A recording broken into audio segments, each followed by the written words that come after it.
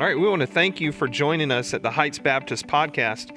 On this podcast, you can listen to sermons and find episodes such as this, where we discuss practical ways to grow in your faith as a believer in Jesus Christ. At Heights, our mission is to love and to lead all people to a new life with Christ. You can find out more about our church at heightschurch.org. Today, we are here with episode number 10. And so, Matt, wow, what an accomplishment, 10. We made it to double digits. We made it to double digits. And in episode 10, we're going to discuss what to do with our doubts in faith. And so for our listeners, we're going to recap episode 9 briefly, but in episode 9, we delve more into, is it okay to have doubts? So we encourage you to go on and listen to that one as well if you haven't. But specifically, after we recap that, we want to dive into what to do with our doubts. So Matt, catch us up. You know, is it okay to have doubts in the Christian life, questions in our faith? What do you think? Yeah, I mean, the short answer is absolutely. We worship a faith that is intellectual, okay? And so it's a faith where we're constantly going to be grappling with questions. We talked about the fact that, you know, the faith that we have is in a God who is spirit, you know, and Jesus is the image of the invisible God.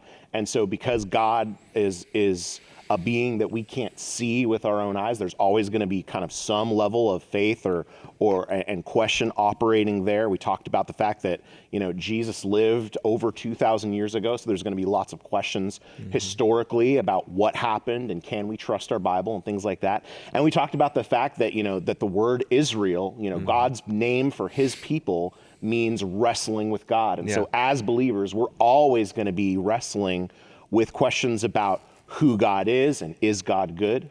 There's going to be parts of the Bible that we have a hard time understanding, and that all of that is a very natural, very healthy process of growing in our faith. Yeah. You know, we talked about the fact that, you know, as we wrestle through questions that we have about who God is, doubts that we have about who God is, what God has done, like that actually can be a process that helps our faith grow stronger as we seek out those answers, as we grow, as we draw closer to him in prayer, as we open up our Bibles, and as we have conversations with pastors and life group leaders and people that we trust that have been following Jesus for a long time. Those can all be healthy things that help us grow in our faith. Yeah, excellent. And a couple of things to also recap on that I've thought since our episode is Jesus says in the Gospels, you know, blessed are those who believe who have not yet seen. Right. You know, so I was thinking about that this morning. You know, it's one thing for, hey, Jesus to do a miracle in front of people and go, yeah, I believe in that guy. But here we are 2,000 years later, and we don't, like you had said, we don't see visually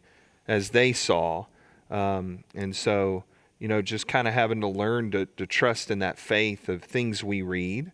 And again, I think, as you said, you know, having doubts, having those questions, it's a good thing. It's a healthy thing.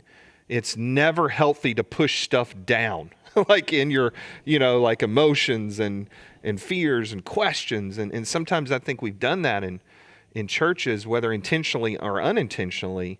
We've kind of taught people, you know, no, you don't ask questions. Don't rock the boat. Don't, you know, but what you're doing is you're pushing all that down. And then, like we said last time, there may be a traumatic experience. Something happens in your life where all those doubts now come to the surface, and you're thinking, what do I do? Is this okay? What am I wrestling with? And so there's a lot of biblical characters that have had doubts. You know, of course, Thomas. I don't think we mentioned him last week, but, you know, of course, you know, Thomas gets the bad rap of of doubting the resurrection of Jesus. So, right. And what Thomas was really looking for was he was looking for more empirical evidence. Right. Like when you kind of analyze the story, Thomas didn't say there's no way this happened, possibly categorically, you're all crazy. Right. What Thomas said is, I'm not going to buy this unless I see it with my own eyes and I'm able to feel it with my own hands. You know? Yeah, because he wasn't there the first time Jesus appeared to him, and he could walk back in the room and like, dude, you guys are playing a joke on me. Yeah.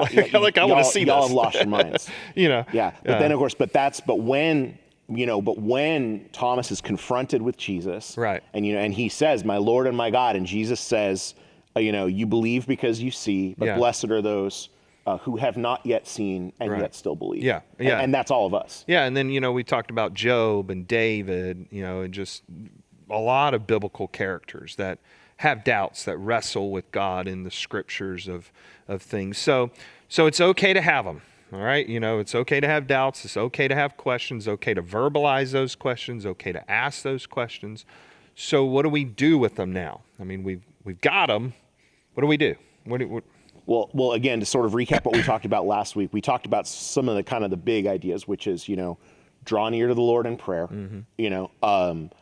open up your Bible, spend time studying, Right. and of course, and doing that in the context of a relationship with someone that you trust. So, if you've got questions, if you've got doubts, talk to a pastor, talk to a life group leader, talk to somebody that who's been walking with Jesus longer than you have. Yeah. That can walk through that.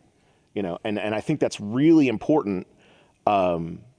Especially that community element is really important, because some of the stuff we're going to talk about today is kind of like where to go on the internet. Right. Okay. There are things. Okay. I've been following Jesus for decades. Okay. I've been to seminary. Mm-hmm. I have seen YouTube videos that shake my faith. Right. I remember seeing a video that was an infographic on how the Old Testament was authored. Mm-hmm. Okay, and again, I've been studying this stuff for decades, and still, like, some of the issues that got brought up in that YouTube video had me walking away going, "Oh, gee," like, Yeah. I had questions, or I was thinking about things I'd never thought about before. Right. So there's a lot of great information out there on the internet, but it's important to kind of know where to go. Right. So one of the guys that was a big name in apologetics when I was growing up was a guy by the name of Josh McDowell. Mm-hmm. Yep. And so he had a couple of books that are sort of, if you grew up in church, and if you're kind of my age, you might recognize Evidence That Demands a Verdict. Right. He had a couple of different volumes, a couple of different versions. Yeah. Basically, tackling some of the hard questions about the faith and giving good responses. Mm-hmm. Now, they're thick books. Yeah. Okay. They're not really meant to be read cover to cover. It's more like a reference guide. Like, you can kind of look up, what about this problem or this question? Mm-hmm. What does the Bible have to say about that? Yeah. So Josh McDowell, and then he's got another much smaller book. I'm assuming it's still in print. It's called More Than a Carpenter. Mm-hmm. And it's sort Good of one. just some kind of very select passages about some of the most basic arguments about who Jesus is, arguments for the resurrection. Mm-hmm. Why was the tomb empty? Did they go to the wrong tomb? Right. Did Jesus have a twin brother? Some Yeah. of the stuff that you might hear out in popular culture, or even ideas that have been advanced by like other religions Right. about Jesus. Yeah. And he answers those, and he answers them very, very clearly and concisely. Mm-hmm. And that's a short read. I mean, you Yeah. can get through that in an afternoon. Okay. So, Josh McDowell, those are two that I thought of off the top of my head. And then, of course, his son, Sean McDowell, has a YouTube channel. Okay. And Sean McDowell these days is doing some fantastic work in the space of apologetics. Again, the word apologetics means giving a defense Right. for the faith, but another way you can think about that is answering hard questions about the faith. Right. When we have doubts about our faith, what's really happening is we're starting to have questions about what we believe, either because we don't understand something, or something that's happened in our life that we're having a hard time reconciling with what we believe about God. And so answering those questions is where we go. And so I would say Sean McDowell, look for him on YouTube, look for him on podcasts. He does a fantastic job sort of carrying on the legacy that came from his father, as far as reaching another generation with the good news of the gospel and answers to hard questions about how you defend the faith, or give a defense for the faith. Yeah. No, that's good. I didn't know about Sean, so I'll check that out. So Josh McDowell, his two books, really, I mean, he's got several books out there, but Right. More Than a Carpenter, and then the, what did you say the verdict one was? Evidence That Demands a Evidence Verdict. for a Verdict. Yeah, I've read both those. Those are good. I think of, I like some of Lee Strobel's books, Case for Christ, Case for Easter. One thing I like about Strobel is just because when he set out to write Case for Christ, he wasn't a Christian yet. he was a journalist, so he kind of put that investigative reporting in, and so it's, it's just kind of that investigation. So I like those two. One of the more contemporary ones, Tim Keller, Reason for God's a good book. And I think, what I was thinking about as far as way I would encourage people and encourage folks is when you have doubts, run to the one that you're thinking about running away from. So those doubts, when they creep up, you really kind of get a secondary question of, well, now what? So I'm wrestling with this question with God. So now what? Do I suppress it? Do I run away from God? Or do I run to God? Do I kind of seek out those answers? And part of, as we've said, trying to encourage people in their faith, it's a faith building exercise to go to God and kind of dig deeper to seek out these answers. But I do want to be careful here, and I know we probably got a couple other resources to share, and I want to get to those, but I want to be careful that not all of our doubts or tensions of our questions are going to be answered. Yeah. We have to realize that. And, and I know I may have shared it here on the podcast, or of course I've shared it with our congregation some, but being a dad of a special needs son, I know God could heal my son. I firmly believe in God's power, but yet God's not chosen to do that. And so there are moments, there are times where I wrestle with, gosh, is this good? Like how are you good when you have the power to do something that you don't do? Yeah. Now that for whatever reason, God has chosen not to exercise that power. Right. That he's not chosen that situation, that time to do that. Now, of course, God doesn't owe me an answer, and he's not going to write it on the wall for me in the next day. And, but what I have found though, is when I've wrestled with those questions that aren't answered, is I learn more about God and I learn more about his presence in my life, and so I think that's something we need to point out is as we're dealing with doubts, we're dealing with these questions, there may be some that just don't get answered, but the greatest gift that God gives us is not an answer, it's himself, and so I kind of liken it to if, you have a teenage daughter on prom night and her date doesn't show up. As a dad, you're not sitting there on the couch with her and she's bawling and her mascara and, makeup's running and she looks at you and says, "Daddy, why didn't he show up?" You're not going to say, well, he wasn't the one. And in 2 years, when you're at college and you're a sophomore, you're going to meet the one and you're going to get married and you're going to have 2 kids and you're going to have a nice house. I mean, that's not what you're going to give your daughter at the moment. What you're going to give your daughter is your presence, your love.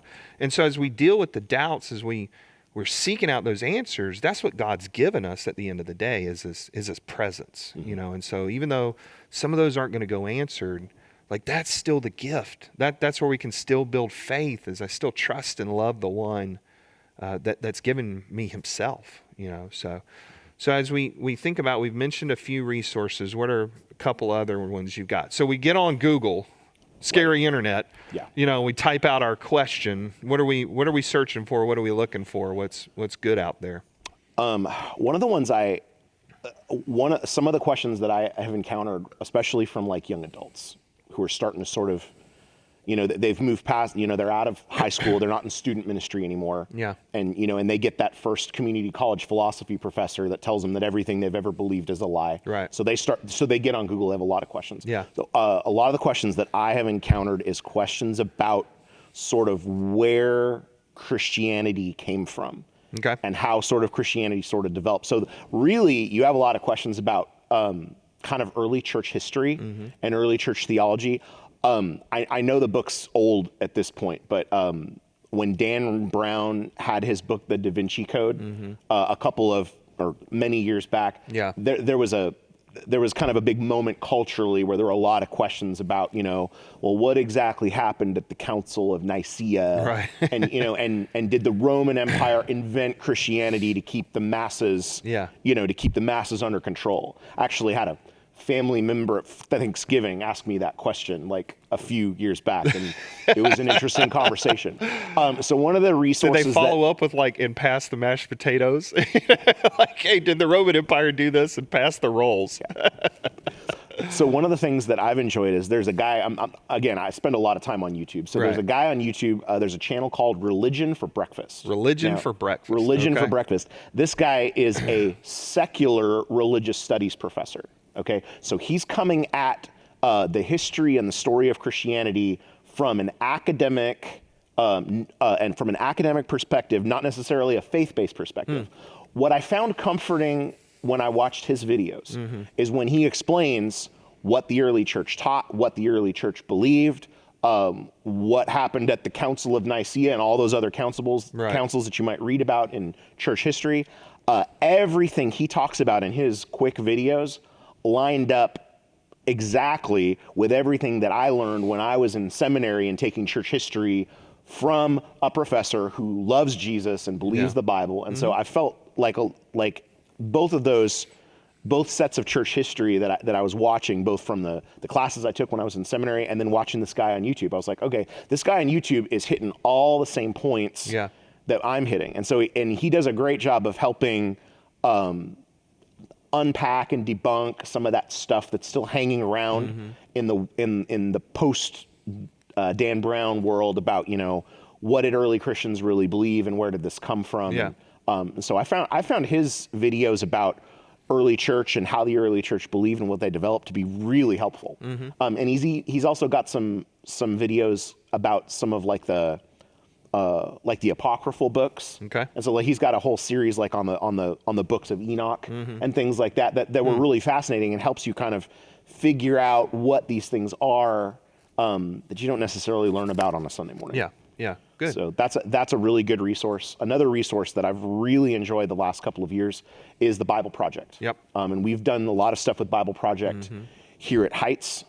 They've got short videos that cover big ideas about, biblical themes. And, so there's sort of some like concept videos and idea videos about what the Bible teaches and character and nature of God, things like that.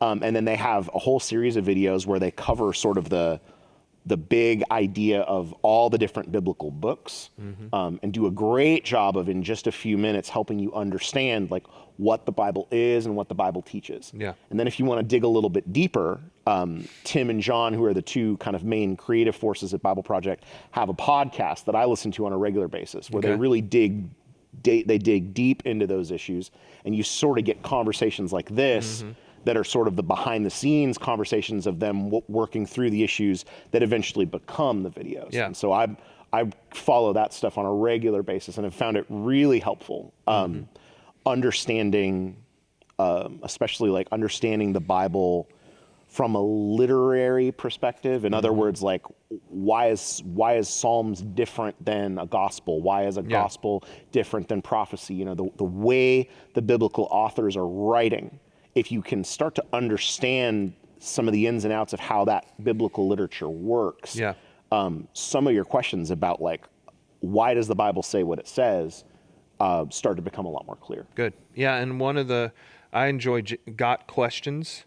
Yes, that's it's a good one. website, and so you can go to Got Questions. I think it's .org. We'll try to drop all these resources in the show notes here in the links. But I think it's gotquestions.org. You type in your question, and that comes from a good biblical kind of conservative based answer, and so they do a good job. Short articles, they're not super long, very biblical. Always back up their answers with a lot of Bible verses. So kind of as we're wrapping this up, we've given out a lot of good resources. Any kind of final words, points, got these questions, got these doubts, So my heart goes out to people like me who grew up in church. If you grew up in church and you were raised, by parents who love the Lord, and you grew up in the church, I have a lot of friends that have a similar background to mine, where they grew up in church, and I even have a lot of friends that like I went to college with, because I went to a Christian went to a Christian college for undergrad, that have gotten very disillusioned with their faith and sadly kind of walked away from the faith. The word that gets thrown around in our culture right now when we're talking about that is a word called deconstruction. It's like you reach this point, and a lot of times young people might reach this like as a teenager, where you get to a place where you have to make the decision whether this is mom and dad's faith or this is your faith. Right.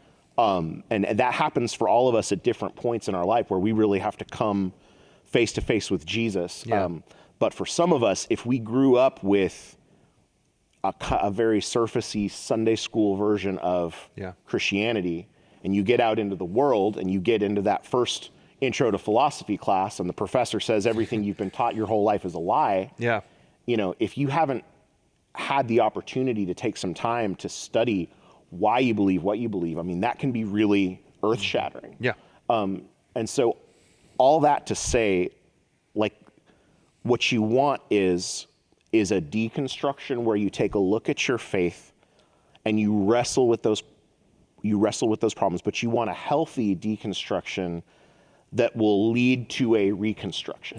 You want to look in the places in your life where you're like, okay, do I really believe this stuff? You want to draw near to the God who loves you. You want to draw near to the community of faith that you're in. You want to ask those questions. You want to search out those problems and and deal with those doubts so that you end up on the other side of that process with a faith that is stronger.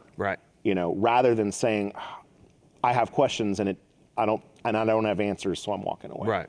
And so that's where I would encourage folks to go toward the one you're thinking about running away from. And as you're searching, as you're building that faith, as you're looking for those answers, always remember his presence is there. He's at the end of the day, he's giving you something far better than an answer. He's giving him yourself. He's giving him your son, Jesus.